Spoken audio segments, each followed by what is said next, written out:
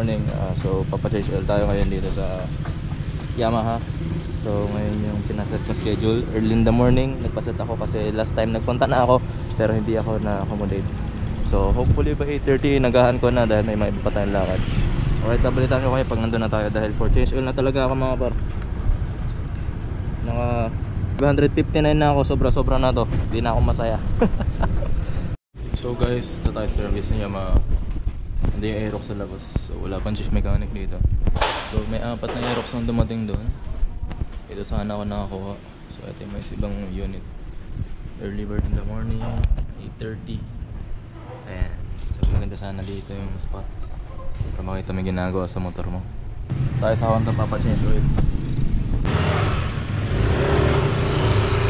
Morning. Morning.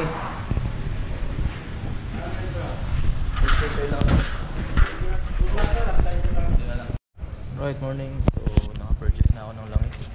405 lang yung dalawa. 345 sa Yamaha 80 Blue Core.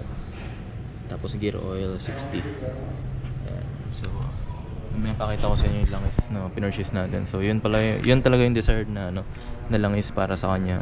Automatic, the same time blue para sa Blue Core engine. Tapos na tayo magpa-change oil mga par dito sa Honda kasi di tayo available sa Yamaha.